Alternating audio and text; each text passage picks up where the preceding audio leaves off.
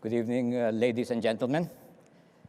First of all, I'd like to actually thank the ARC in behalf of the Philippine delegation for giving us the opportunity to share with you horse racing and, importantly, horse breeding in the Philippines.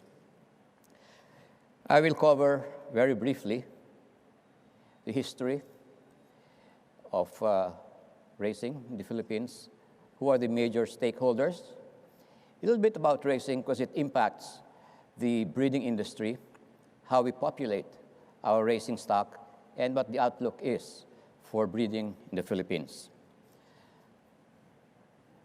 Horse racing and breeding in the Philippines has actually leapfrogged in the last 10 to 15 years. But we can still do more over the next few years thanks to the help of all the stakeholders in the industry. Horse racing was first introduced in the Philippines in 1867, and the Manila Jockey Club was actually established at that time. The second race club, the Philippine Racing Club, or the Santa Ana Turf Club, was established in 1937 with the objective of racing horse breeds of superior quality, at that time, thoroughbreds already. After World War II, the government took a greater oversight role in the racing and the breeding industry of the Philippines. Philippine Congress enacted the Commission on Races and actually provided or granted franchises and renewed them in 1970-71 to two racetracks, the Manila Jockey Club and the Santa Ana Race Club. Now, just like every racing jurisdiction, there are stakeholders. And clearly, we have horse owners, racetrack owners, trainers, jockeys, the betting public or the customer, and certainly government. Our racetrack owners are very well represented here. They're all here attending our conference. The Philippine Racing Commission was actually put together in 1974, and it is under the office of the President, and has played a key role in accelerating the development of racing and breeding in the Philippines. Now, it's tasked to do three things. One is to promote the unbiased operation of racing, to make sure that there is a very level playing field across all of the direct players and stakeholders in the industry. It's tasked to raise public confidence in the sport and enhance the integrity of racing, thus protecting the interest of the customer. And importantly, they're also tasked to help upgrade the breed of Philippine horses together with other stakeholders. And they are also the keeper of the stud book of the Philippines. Now, the horse owners clearly are one of the biggest stakeholders, and there are 397 of them. About 15% are actually breeders, and they all belong to three associations. It's Don Juan, Marjo, and Filtobo, which I belong to. Now, it's very clear that we have not been able to actually increase the number of owners and breeders in the Philippines, and it's primarily because horse ownership is not a big profit-making business.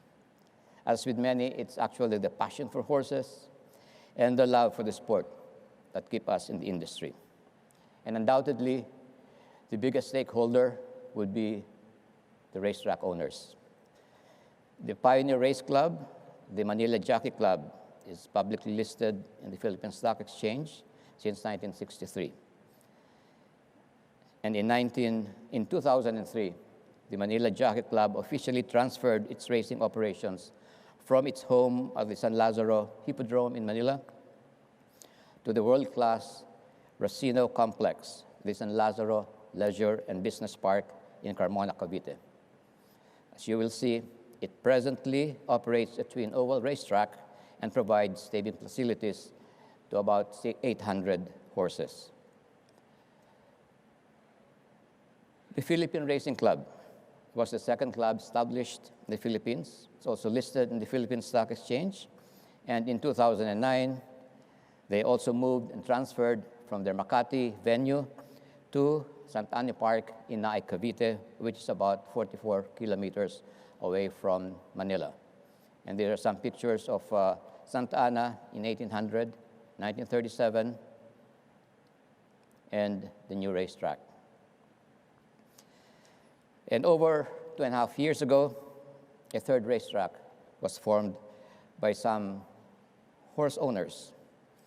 Now, this new world quality racetrack called the Metro Manila Turf Club officially opened in February 2013 and is situated about 70 kilometers away from Manila. Of course, we have the new racetrack with there, you can see. It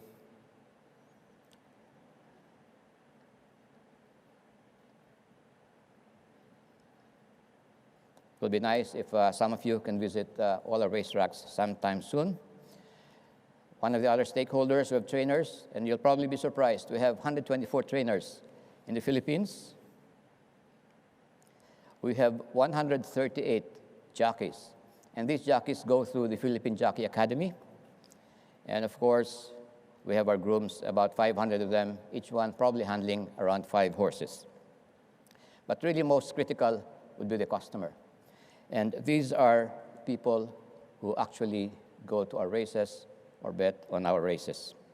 Collectively, we believe that they should have the confidence in the integrity of the sport that we have. Now, bulk of the betting comes from the 300 off-track betting stations that operate in Metro Manila and across provinces around Manila. Now, there is also telephone betting, and of course, most recently, we now have online betting using smartphones, and these actually help in terms of increasing and improving the sales for our racetracks. Our major sponsors, primarily the Philippine Racing Commission and the Philippine Charity Sweepstakes Office. Both Philippine government agencies do provide in their budget some money which they allocate to stakes races for horse racing in Manila. Now, let me now show you interesting facts on horse racing, which will demonstrate why breeding is important in the Philippines. I don't know if you will believe this, we race almost every day in Manila. 8 to 9 races during the week, and these are night races, and 12 to 13 races on weekends. We have an average of 8 horses per race, competing at distances between 1,000 meters to 2,000 meters. In terms of actual gross sales annually, in 2013, we grossed $177 million, which is a slight increase of about 2.9% versus 2012. Again, Philippines is probably one of the highest government taxes.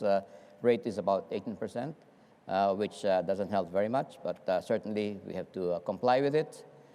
There are about 100 stakes races with an average prize money of about $20,000 US, and the average prize money for regular races is about $5,000 US. Now, despite the huge number of scheduled races in the Philippines, our racing enthusiasts continue to enjoy watching Philippine racing almost daily.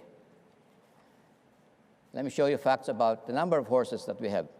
We have 2,245 registered horses in 2013. This is a marginal increase of about 1% versus a year ago. We have about 2,087 locally bred horses, but these are thoroughbreds as well, and 158 registered imported horses. Now, we have separate races for imported horses versus horses that are locally bred. Given the number of races that we have, clearly we need more than 2,600, 2,800 horses, and such as the opportunity that we have for breeding in the Philippines.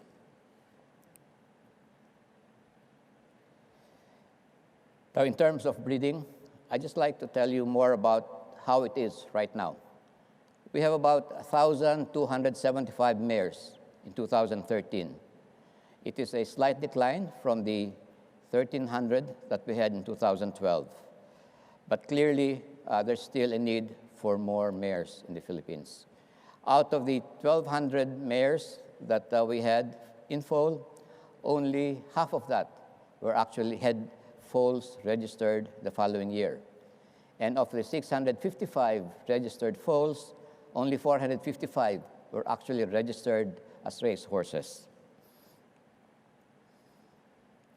Now, clearly, the high mortality rate of the foals is a concern, and we need to make sure that we are able to actually improve the rate of ensuring that they are able to live through their weanling, yearling, and certainly their 2-year-old years. Now, we have a lot of new investments going into Philippine breeding. Given the need for more horses, there are definitely a lot of opportunity to continue to breed top quality horses in the country. Indeed, horse breeding has steadily developed into a truly promising and thriving endeavor due to the passion and the dedication of a select group of Filipino breeders who have invested time and resources for the improvement of their breeding stock and the overall quality of the farms that they have developed.